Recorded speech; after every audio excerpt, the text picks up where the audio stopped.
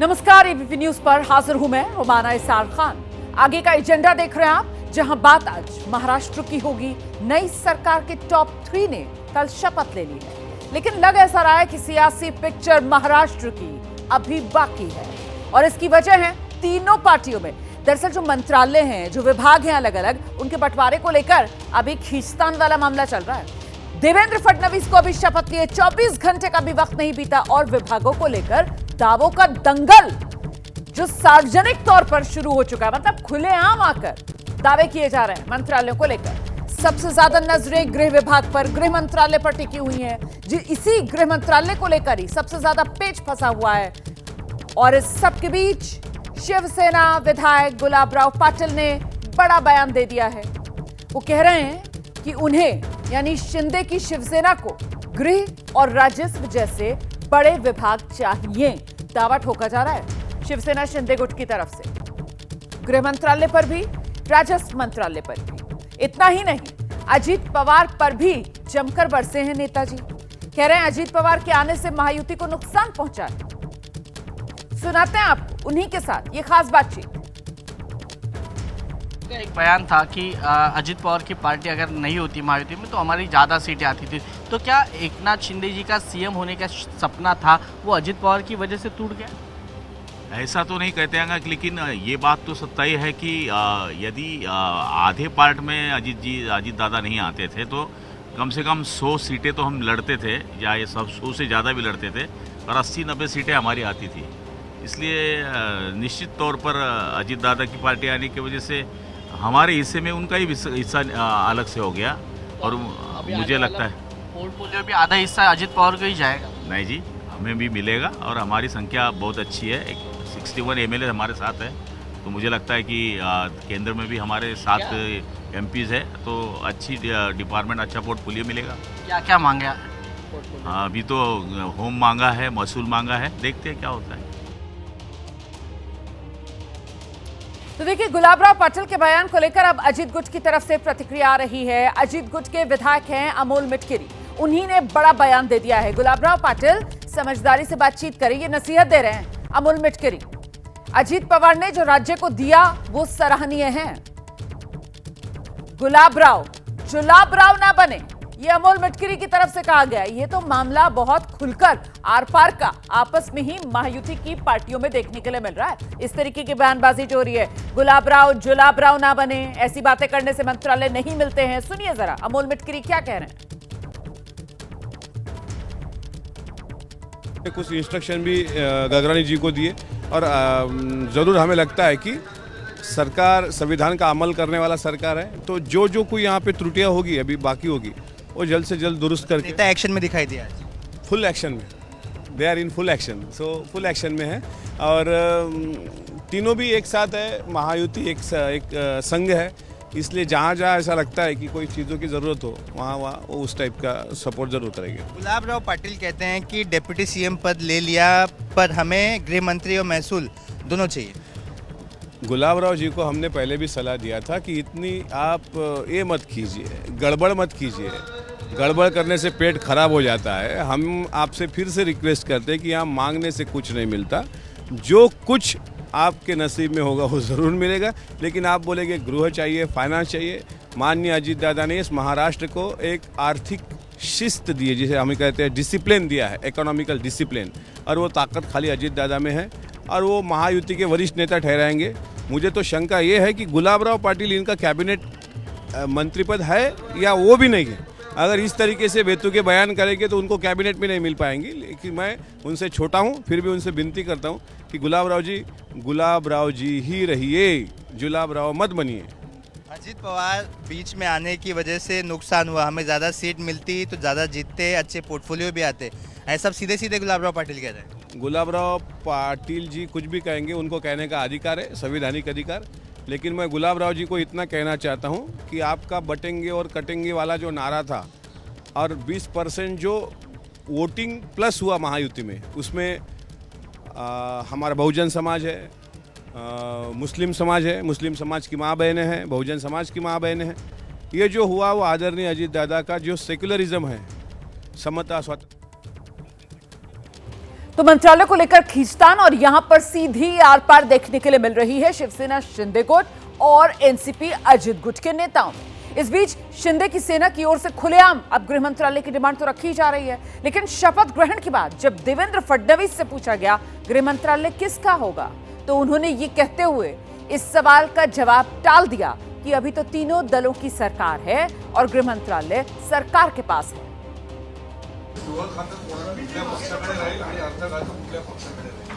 आता आम्ही तिघं मिळून ठरवू, आम्ही आता तिघं मिळून सरकार आहोत, त्यामुळे सरकारकडे राहील आणि सरकार चालवेल।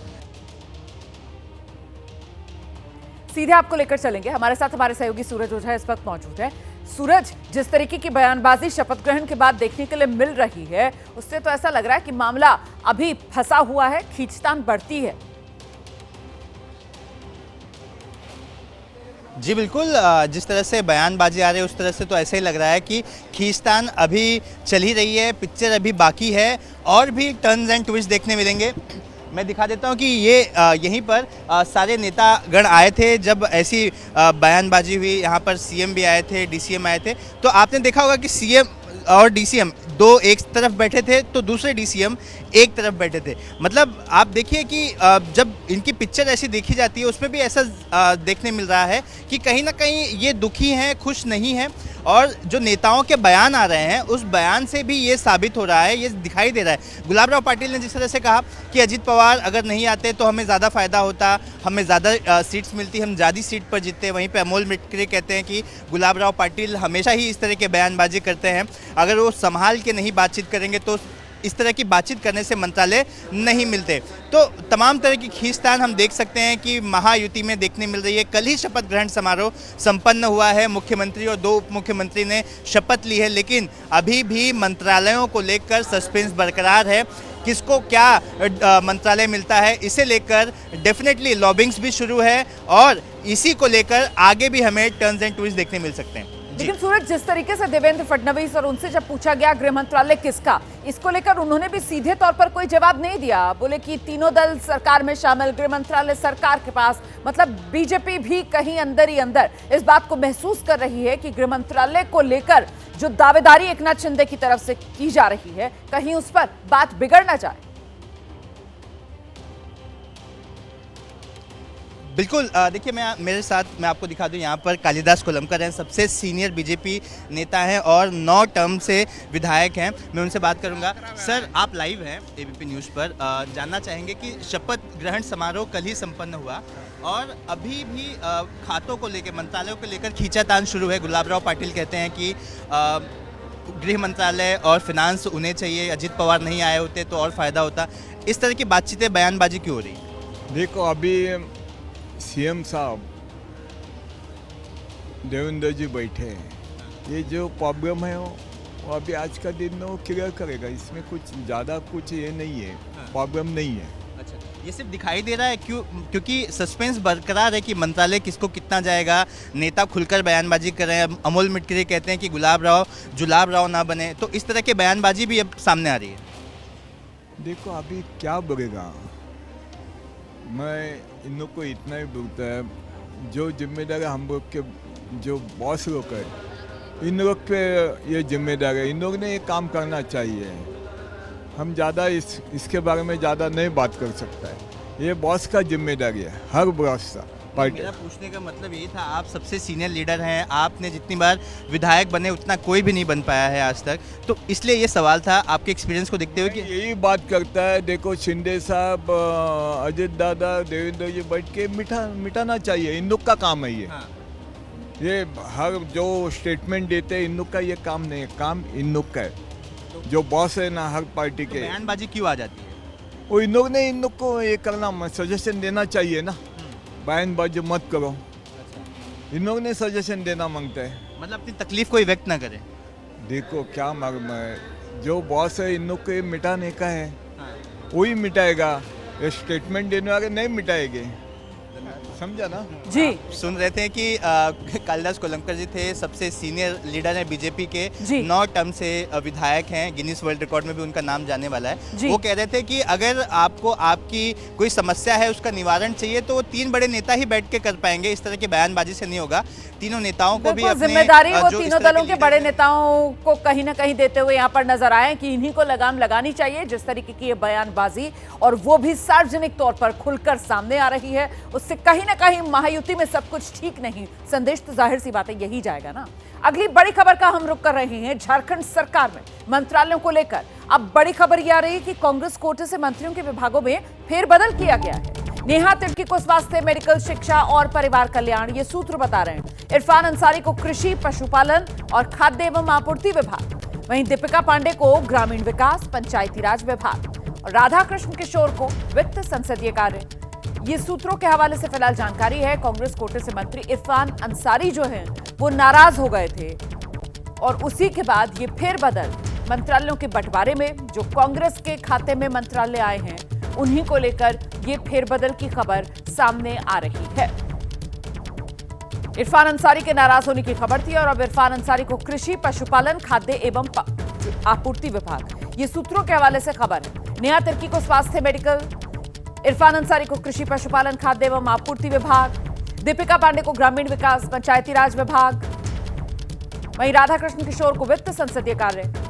ये सूत्रों के हवाले से बड़ी खबर। ये फेरबदल मंत्रालयों में कांग्रेस के मंत्रियों के बीच, तो कांग्रेस के कोटे के जो मंत्री हैं उनके बीच ये मंत्रालयों का फेरबदल। सीधे आपको लेकर चलेंगे, हमारे साथ हमारे सहयोगी जैनेंद्र इस वक्त मौजूद हैं। जैनेंद्र, कल ही मंत्रालय मिले और अब सूत्रों के हवाले से बड़ी खबर ये कि कांग्रेस के इरफान अंसारी को नाराजगी, जिसके बाद ये मंत्रालयों का रीशफल होते हुए देखेंगे अब हम। बिल्कुल रोमाना, देखिए अव्वल तो मंत्रालय अभी एलोकेट हुए ही नहीं थे, लेकिन कांग्रेस कोटे के जो 4 मंत्री बने हैं उनको कौन सा विभाग मिलेगा ये कांग्रेस लीडरशिप ने तय करके मुख्यमंत्री हेमंत सोरेन को पत्र लिखा। बाकायदा संगठन महासचिव केसी वेणुगोपाल ने मल्लिकार्जुन खड़गे के बिहाफ पर हेमंत सोरेन को चिट्ठी लिख करके बताया कि चारों जो कांग्रेस कोटे के मंत्री हैं उन्हें कौन कौन सा विभाग मिलेगा। लेकिन जैसे ही ये खबर सामने आई, इरफान अंसारी के बारे में बताया जा रहा है कि वो नाराज हो गए। इसके अलावा बाकी जो मंत्री थे वो भी बहुत खुश नहीं थे विभागों के बंटवारे से, और इसके बाद फिर अंदर खाने विभागों की अदला बदली की गई और इसके बाद नई चिट्ठी कांग्रेस नेतृत्व की तरफ से हेमंत सोरेन को भेजी गई है। अब जो ताजा विभागों का एलोकेशन हुआ है, जो कांग्रेस नेतृत्व ने अपने मंत्रियों के लिए जो विभाग तय किए हैं, उसके मुताबिक नेहा तिर्की अब स्वास्थ्य मंत्री होंगी। पहले स्वास्थ्य का जो विभाग था वो दीपिका पांडे के पास था। इसके अलावा राधा कृष्ण किशोर के पास वित्त पहले भी था, अब उनके पास संसदीय कार्य मंत्री का विभाग भी होगा। दीपिका पांडे तो अब ग्रामीण विकास और पंचायती राज विभाग मिले, ये इरफान अंसारी को पहले मिले थे, और इरफान अंसारी को कृषि, पशुपालन और खाद्य प्रसंस्करण जैसे विभाग मिले हैं जो पहले नेहा तिर्की को मिले थे। तो महाराष्ट्र में गठबंधन के दलों के बीच में विभागों को लेकर के खींचतान चल रही है। यहाँ कांग्रेस का ये इंटरनल मामला है कि जो 4 मंत्री बने वो अपने विभागों के लोकेशन से खुश नहीं थे, और इसके बाद उसी के बाद ये एक तरीके से फेरबदल जो यहाँ पर होता हुआ नजर आ रहा है। बहुत शुक्रिया आपका इस तमाम जानकारी के लिए जैनी। हम आगे बढ़ रहे हैं, आज की एक और बड़ी खबर का रुख कर लेते हैं अब, और ये खबर शंभू बॉर्डर से आ रही है। आज किसान शंभू बॉर्डर के रास्ते दिल्ली कूच की तैयारी में हैं। आप जानते हैं 13 फरवरी से ही शंभू बॉर्डर पर किसानों का प्रदर्शन चल रहा है। एमएसपी गारंटी समेत कई मांगे हैं किसानों की, इसी को लेकर किसान प्रदर्शन कर रहे हैं। 101 किसानों का जत्था आज दिल्ली कूच करेगा। ये फैसला किसानों की तरफ से लिया गया है कि शंभू बॉर्डर के रास्ते 101 किसानों का जत्था दिल्ली कूच आज करेगा। 13 फरवरी से यहीं शंभू बॉर्डर पर किसानों का प्रदर्शन जारी है। आइए सीधे आपको लेकर चलेंगे, हमारे साथ हमारे सहयोगी सचिन कुमार और अंकित गुप्ता, दोनों आप देख रहे हैं और दोनों शंभू बॉर्डर पर ही मौजूद हैं। एक शंभू बॉर्डर के इस तरफ मतलब हरियाणा की तरफ खड़े हुए हैं और दूसरे शंभू बॉर्डर की दूसरी तरफ मतलब पंजाब की तरफ खड़े हुए हैं। तो आइए जरा पहले सचिन का रुख कर लेते हैं और सचिन से जानते हैं वहां पर किसानों की तरफ से तो साफ ऐलान कर दिया गया है दिल्ली कूच का। क्या रास्ता दिया जाएगा किसानों को? क्या तस्वीर नजर आ रही है वहां शंभू बॉर्डर पर? सचिन। जी देखिए, किसानों की तरफ से ऐलान किया गया है कि 101 किसानों का जत्था जो है वो पैदल मार्च करेगा, पर संभावना कम नजर आ रही है इस बात की कि हरियाणा की तरफ से जो बैरिकेडिंग की गई है, जो दीवार बनाई गई है, उसको जो है किसानों के लिए हटाया जाएगा। यहाँ पे हम आपको दृश्य दिखाते हैं, यहाँ पे किसान इकट्ठा हुए हैं, आप देख सकते हैं। ये जो किसानों की तरफ से तैयारी है, ये दरअसल ये एक रस्सी लगा के ये तय किया गया है कि बाकी किसान जो हैं इससे पीछे रहेंगे, इस रस्सी से पीछे रहेंगे और सिर्फ 101 किसानों का जत्था जो अभी अरदास कर रहे हैं वही किसान जो है आगे बढ़ेंगे। तो तकरीबन 12 और 1 के बीच जो है किसान जो है दिल्ली की तरफ कूच करेंगे। 101 किसानों का जत्था जो है, पूरे नाम उनके लिए गए हैं, तमाम आइडेंटिफिकेशन उन किसानों की गई है किसान संगठनों की तरफ से। सवाल यही है कि हरियाणा की तरफ से क्या उन किसानों को जाने दिया जाएगा या नहीं जाने दिया जाएगा। बिल्कुल, जल्दी से जरा अंकित गुप्ता का रुख कर लेते हैं। अंकित जहां पर मौजूद है वहां की जरा तस्वीर दिखा दीजिए। यहाँ पर सुरक्षा के किस तरीके के इंतजाम, क्योंकि किसानों ने तो ऐलान कर दिया है 12 से 1 बजे के बीच दिल्ली कूच। अंकित।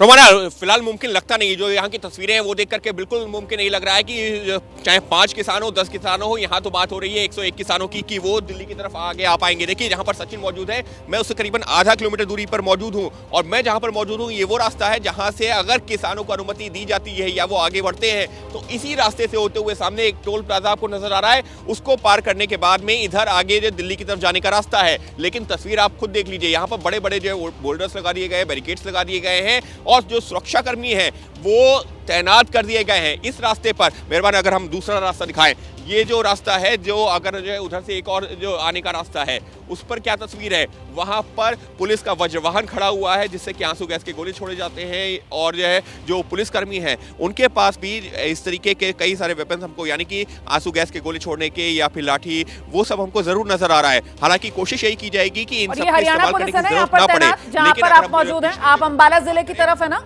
अंकित गुप्ता?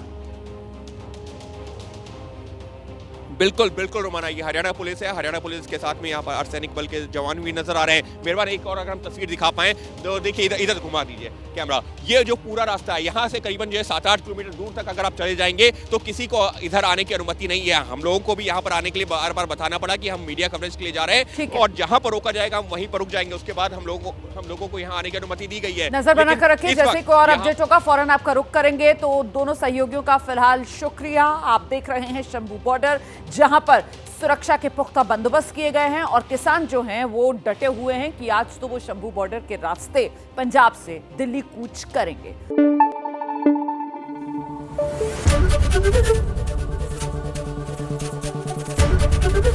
एबीपी न्यूज आपको रखे आगे।